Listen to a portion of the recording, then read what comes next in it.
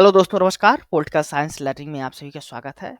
दोस्तों, हम कवर कर रहे हैं मोस्ट एक्सपेक्टेड 25 एमसीक्यूज की वीडियो सीरीज। इस वीडियो सीरीज में 10 वीडियोज हैं जो यूजीसी नेट पॉलिटिकल साइंस के सभी 10 यूनिट को कवर करेंगी।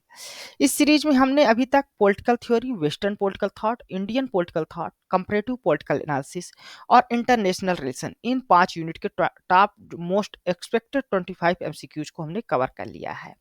आज की इस वीडियो में हम लोग इंडियाज फॉरेन पॉलिसी के मोस्ट एक्सपेक्टेड 25 एमसीक्यूज को कवर करेंगे।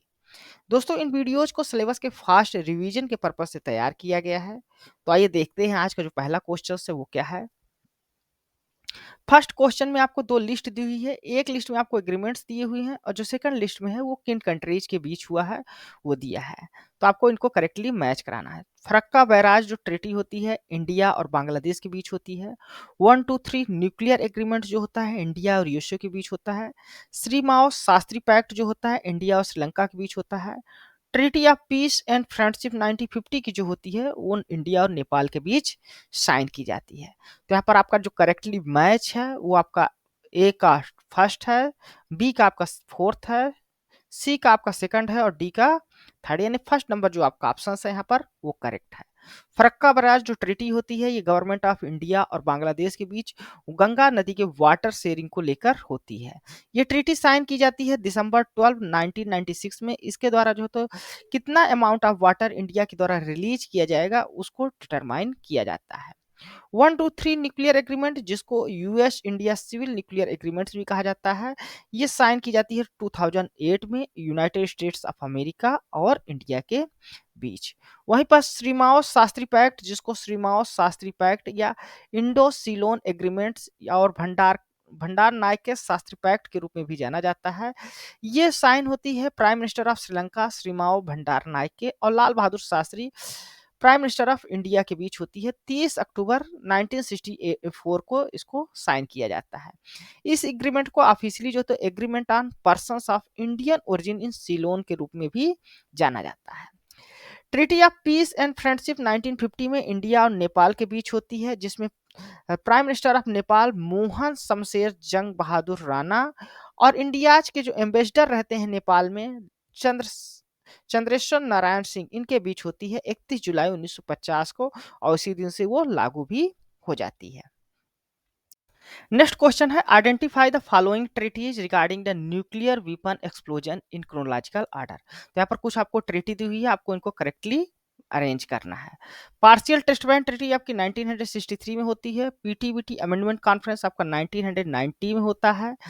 उसके बाद फिर आपका थर्सोल्ड टेस्ट बैन ट्रीटी जो होती है 1974 में होती है और peaceful explosion treaty, nuclear explosion treaty 1976 में होती है। तो यहाँ पर आपका जो करेक्टली मैच होगा सबसे पहले 3 आएगा, फिर 2 आएगा, फिर 1 आएगा और फिर 4, यानी आपका फर्स्ट नंबर जो ऑप्शन है यहाँ पर वो आपका करेक्ट है। पार्शियल टेस्ट बैन ट्रीटी 1963 में होती है। थर्सोल्ड टेस्ट बैन ट्रीटी आपकी 1974 में होती है। पीसफुल न्यूक्लियर एक्सप्लोजन ट्रीटी ये आपकी 1976 में होती है और पीटीबीटी अमेंडमेंट कॉन्फ्रेंस जो होता है वो 1990 में होता है। ठीक। नेक्स्ट क्वेश्चन है Mahakali treaty between India and Nepal was sign in which year. तो महाकाली ट्रीटी जो है तो इंडिया नेपाल के बीच किस ईयर्स में साइन होती है, तो ये 1996 में होती है। फर्स्ट नंबर जो आपका ऑप्शन है यहाँ पर वो करेक्ट है। महाकाली ट्रीटी या जिसको महाकाली संधि भी कहते हैं, ये गवर्नमेंट ऑफ नेपाल और गवर्नमेंट ऑफ इंडिया के बीच होता है। ये साइन किया जाता है 1996 में। साथ साथ जो महाकाली रिवर है इसको बाउंड्री रिवर्स के रूप में आइडेंटिफाई किया जाता है इस ट्रीटी के द्वारा दो कंट्रीज के बीच, इंडिया और नेपाल के बीच। नेक्स्ट क्वेश्चन है, यहाँ पर आपको दो लिस्ट दी हुई है। लिस्ट एक में आपको कुछ ऑपरेशंस दिए हुए हैं और लिस्ट सेकंड जो है उसमें वो ऑपरेशंस किस ईयर्स में हुए हैं, आपको उनको करेक्टली मैच कराना है। गोवा ऑपरेशन 1961 में होता है। मालदीव के ऑपरेशन 1988 में होता है। बांग्लादेश में जो ऑपरेशन किया जाता है 1971 में होता है और कारगिल में जो ऑपरेशन किया जाता है विजय ऑपरेशन उसको 1999 में किया जाता है। तो यहाँ पर आपका जो करेक्टली मैच होगा वो ए का सेकंड हो जाएगा, बी का आपका 4 हो गया, सी का थर्ड और डी का 1, यानी फर्स्ट नंबर जो बी नंबर जो आपका ऑप्शन है वो वहां पर करेक्ट है। ठीक। तो गोवा ऑपरेशंस जो होता है 1961 में होता है। इसका कोड नेम जो रहता है ऑपरेशन विजय रहता है।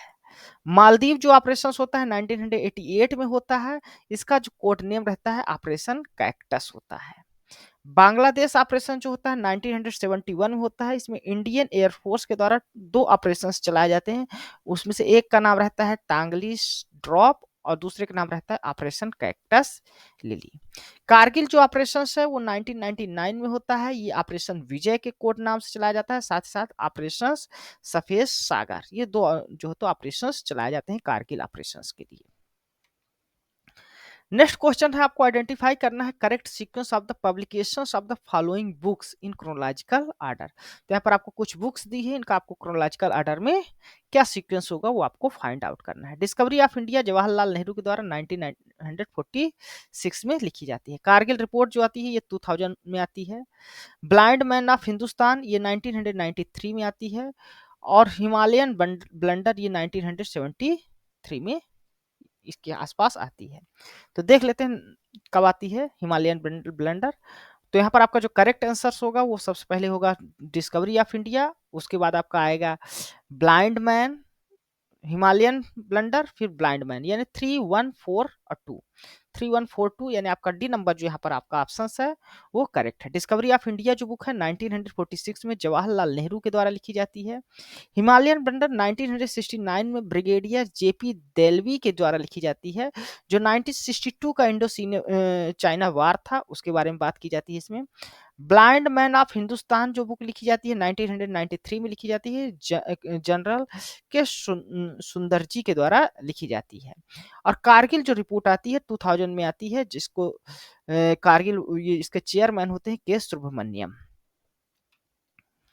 नेक्स्ट क्वेश्चन है, arrange the following women recipient of the Indira Gandhi peace prize in chronological order. तो यहाँ पर आपको कुछ वुमेन रिसिपिएंट दिए हैं जिन्हें Indira Gandhi peace prize award मिला है, उनको आप क्रोनोलॉजिकल ऑर्डर में अरेंज करना है कि वो किस क्रम में उनको अवार्ड मिला है। तो यहाँ पर आपको सबसे पहले शेख हसीना को मिलता है 2009 में, उसके बाद इला भट्ट को मिलता है 2011 में, एंजेला मार्केल को मिलता है 2013 में और मिचेल बैचलेट को मिलता है 2024 में। तो आपका करेक्ट आंसर क्या होगा 4213, 4213, यानी बी नंबर जो आपका ऑप्शन है यहाँ पर करेक्ट है। Sheikh Hasina prime minister of Bangladesh हैं, इनको इनके रिकग्निशन जो लीडरशिप ऑफ फोस्टरिंग डेमोक्रेसी है, प्रमोट करना है रीजनल जो कॉपरेशन है साउथ अफ्रीका में, साउथ एशिया में, उसके लिए इनको दिया जाता है Indira Gandhi peace prize award. Ela Bhatt जो है तो फाउंडर है सेवा जो ऑर्गेनाइजेशन है जिसका फुल फॉर्म है सेल्फ एम्प्लॉयड वुमेन एसोसिएशंस, और इनके जो वुमेन्स के एम्पावरमेंट के लिए वर्क है इसके लिए इनको प्राइज दिया जाता है। एंजेला मार्केल चांसलर हैं जर्मनी की, और मिचेल बैचलेट जिनको 2024 का Indira Gandhi peace prize award मिला है, ये फार्मर प्रेसिडेंट रही हैं चिली की, फार्मर यूएन कमिश्नर रही हैं ह्यूमन राइट की, और फार्मर एग्जीक्यूटिव डायरेक्टर भी रही हैं यूएन वुमेन्स की। नेक्स्ट क्वेश्चन है, joint working group was created during the visit of which Indian prime minister to China. तो ज्वाइंट वर्किंग ग्रुप जो है वो किस इंडियन प्राइम मिनिस्टर के जब विजिट करते हैं चाइना में तो उस समय क्रिएट किया जाता है, तो ये राजीव गांधी के दौरान किया जाता है। ठीक, तो ज्वाइंट वर्किंग ग्रुप इटेब्लिश किया जाता है during the Rajiv Gandhi historic visit of to China in December 1988। ये 34 साल बाद जो है तो इंडिया के किसी इंडियन प्राइम मिनिस्टर का चाइना में डिप्लोमेटिक रिलेशन या विजिट होता है। नेक्स्ट क्वेश्चन से यहाँ पर आपको दो लिस्ट दी हुई है, एक लिस्ट में आपको कुछ प्लेसेस के लोकेशंस के नाम दिया है और लिस्ट सेकंड दिया है युद्ध के नाम। तो आपको बताना है कौन सा युद्ध किस जगह पे या कौन सी जगह जो है तो किस युद्ध से रिलेटेड है।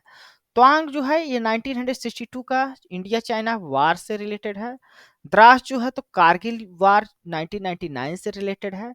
खेमकरन जो प्लेस है ये 1965 का इंडिया पाकिस्तान के वार से रिलेटेड है जो पंजाब में है। और बारमूला जो जम्मू कश्मीर में है ये 1948 में फर्स्ट इंडियन पाकिस्तान वार से रिलेटेड जगह है। ठीक, तो यहाँ पर आपका करेक्ट जो आंसर होगा ए का सेकंड, बी का 4, डी का 1, सी का 1 और डी का 3, ये आपका बी नंबर जो आपका ऑप्शन है यहाँ पर वो करेक्ट होगा। तवांग जो है तो 1962 इंडिया चाइना वार से रिलेटेड है। ठीक, द्रास जो है तो कारगिल वार से रिलेटेड है, 1999 के जो कारगिल का वार होता है। खेम करण जो है तो 1965 का इंडिया पाकिस्तान के वार से रिलेटेड है। और बारमूला जो है तो 1948 का इंडिया पाकिस्तान के वार से रिलेटेड है। नेक्स्ट क्वेश्चन है, arrange the following designated SAARC decades in chronological order. तो यहाँ पर कुछ सार्क डिकेट्स दिए हैं, आपको इनको क्रोनोलॉजिकल ऑर्डर में अरेंज करना है। SAARC decade of the right of the child, ये जो होता है ये 2001 से लेके 2010 तक होता है। SAARC decade of poverty alleviation आपका 2006 से 2015 तक होता है। SAARC decade of the girl child जो होता है ये 2000 1991 से लेके 2000 के बीच होता है। और shark decade of intra regional जो कनेक्टिविटी होता है 2010 से 2020 तक होता है। तो यहाँ पर आपका जो करेक्ट आंसर है वो आपका होगा 3124, यानी फर्स्ट डी नंबर जो आपका ऑप्शन है यहाँ पर वो करेक्ट है। SAARC decade of the girl child 1991 से 2000, SAARC decade of right of child 2001 से 2010, SAARC decade of poverty alleviation 2006 से 2015, और SAARC decade of intra regional connectivity जो होता है 2010 से 2020 तक होता है।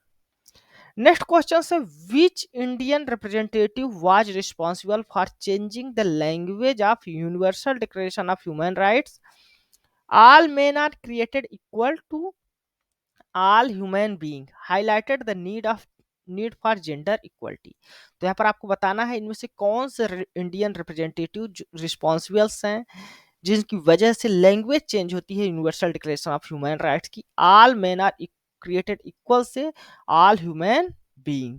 तो इसके लिए कौन जो है तो रिस्पॉन्सिबल माने जाते हैं, मिसेस हंसा मेहता।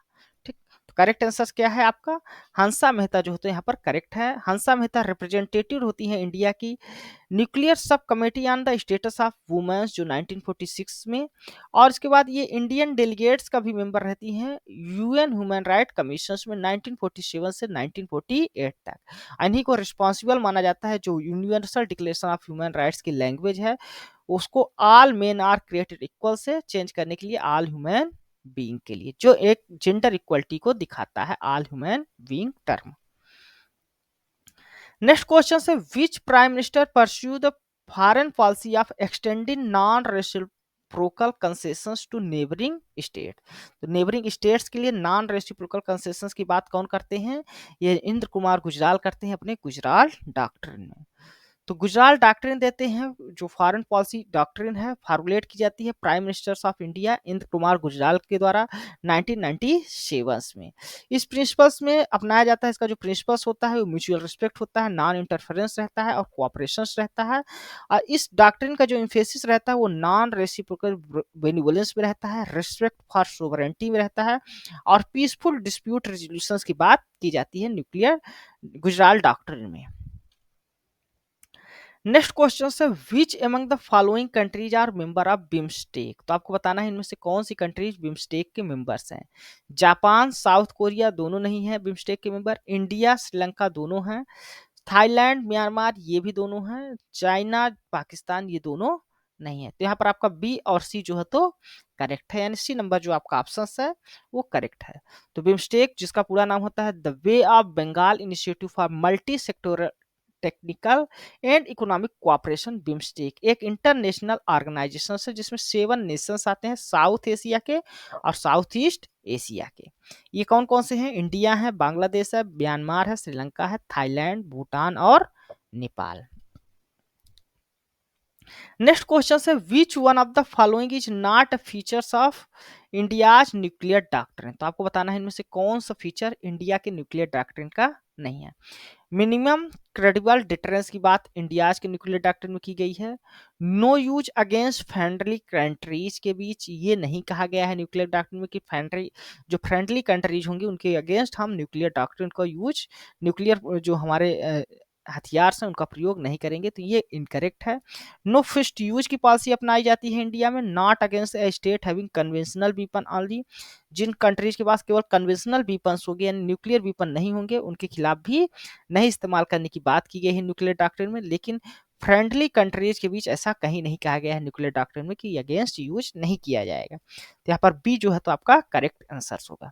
तो फीचर्स देख लेते हैं इंडियाज के न्यूक्लियर डॉक्ट्रिन के। तो इंडिया का न्यूक्लियर डॉक्ट्रिन जो है वो मिनिमम बिल्डिंग और मेंटेन करने की बात करता है, क्रेडिबल मिनिमम डिटरेंस की, नो फर्स्ट यूज की पॉलिसी अपनाता है, न्यूक्लियर रिटेलिएशन जो होगा वो फर्स्ट स्ट्राइक जो है तो मैच्योर होने की बात करता है, और जो अनएक्सेप्टेबल डैमेज करने की बात करता है इसमें, ठीक ना।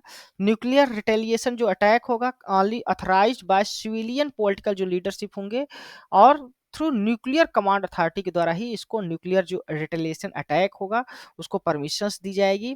और नो नॉन यूज की बात की जाती है न्यूक्लियर वेपन्स को against the non nuclear weapon state, यानी जिनके पास न्यूक्लियर वेपन नहीं होगा उनके खिलाफ इंडिया न्यूक्लियर वेपन्स का इस्तेमाल नहीं करेगा।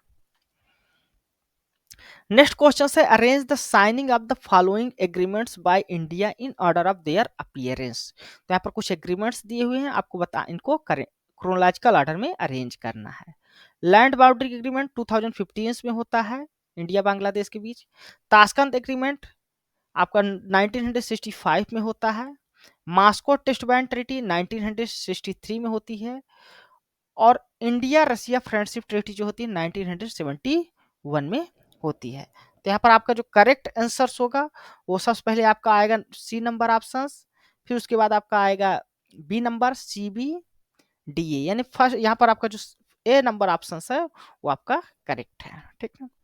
तो करेक्ट आंसर क्या हो गया, Moscow test ban treaty 1963, Tashkent agreement 1966 में होता है, इंडिया रसिया फ्रेंडशिप ट्रीटी 1971 में होता है, और लैंड बाउंड्री जो एग्रीमेंट है 2015 में होता है। नेक्स्ट क्वेश्चन है the issue of Chakma refugee. तो चकमा रिफ्यूजी का इशू है वो किस कंट्री के, किन दो कंट्रीज के बीच है, तो ये इंडिया और बांग्लादेश के बीच है, ठीक ना। तो चकमा रिफ्यूजी का जो इशू है ये इंडिया बांग्लादेश के बीच है। ये चिटगांग हिल ट्रैक्स जो रीजन्स है वहाँ से बांग्लादेश का, वहाँ से जो है तो रिफ्यूजी चकमा जो कम्युनिटी है वो इंडिया में इंटर करती है। तो ये जो है तो एक इथनिक कॉन्फ्लिक्ट और ह्यूमन राइट वायलेशंस का इशू है जिसको चकमा रिफ्यूजी क्राइसिस के नाम से जाना जाता है, इंडिया बांग्लादेश के बीच का है। नेक्स्ट क्वेश्चन है which of the following is correctly matched. तो यहाँ पर कुछ ऑपरेशंस दिए हुए हैं और वो किस कंट्री में चलाए गए हैं या किस क्षेत्र के लिए चलाए गए हैं, तो आपको इनको करेक्टली मैच है वो बताना है। तो ऑपरेशन राहत जो है तो यमन में चलाया जाता है, करेक्ट है। वंदे भारत मिशन कोविड के दौरान चलाया जाता है, केवल श्रीलंका के लिए नहीं चलाया जाता, कई कंट्रीज के लिए चलाया जाता है। ऑपरेशन मैत्री नेपाल में जब अर्थक्वेक आता है, भूकंप आता है 2015 में चलाया जाता है। और ऑपरेशन सुकून जो है तो इराक में नहीं चलाया जाता बल्कि लेबनान में चलाया जाता है। तो यहाँ पर ए और सी आपका करेक्टली मैच है, यानी फर्स्ट नंबर जो आपका ऑप्शन है यहाँ पर वो करेक्टली मैच है। ऑपरेशन राहत इंडियन मिशन होता है इवैक्यूएट करने के लिए इंडियन जो नेशनल्स और फॉरेन नेशनल हैं यमन में सिविल वार जो होता है वहां पर 2015 में वहां से। ऑपरेशन मैत्री इंडिया के द्वारा लॉन्च किया जाता है नेपाल में अर्थक्वेक आने के बाद 2015 में। Vande Bharat mission Covid pandemic के समय लॉन्च किया जाता है और कई कंट्रीज से इंडियंस को इंडिया में वापस लाने के लिए लॉन्च किया जाता है, केवल श्रीलंका के लिए स्पेसिफिक रूप से लॉन्च नहीं किया जाता।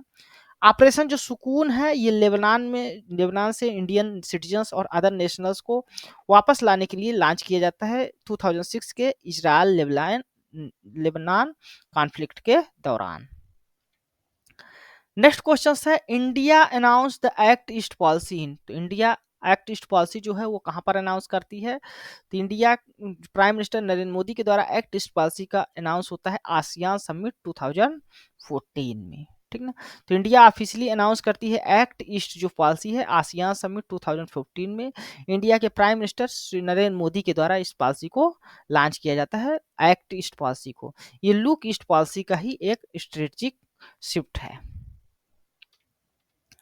नेक्स्ट क्वेश्चन है peaceful nuclear explosion was a policy of the government under. तो पीसफुल न्यूक्लियर एक्सप्लोजन ये जो पॉलिसी थी ये किस सरकार, किस प्रधानमंत्री की गवर्नमेंट्स के अंडर थी, तो ये इंदिरा गांधी, प्राइम मिनिस्टर इंदिरा गांधी के अंतर्गत पीसफुल न्यूक्लियर एक्सप्लोजन जो पॉलिसी है वो इनिशिएट की जाती है।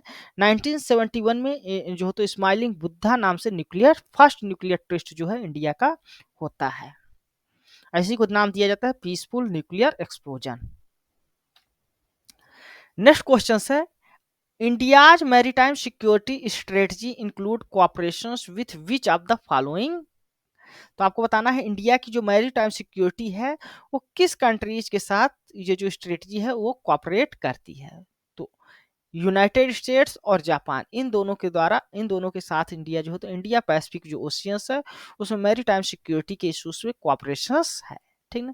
तो चाइना रसिया भी नहीं है, यूरोपियन यूनियन भी नहीं है, लैटिन अमेरिकन नेशंस भी यहाँ पर करेक्ट आंसर्स नहीं है। तो ये नंबर आपका जो है तो करेक्ट आंसर्स है।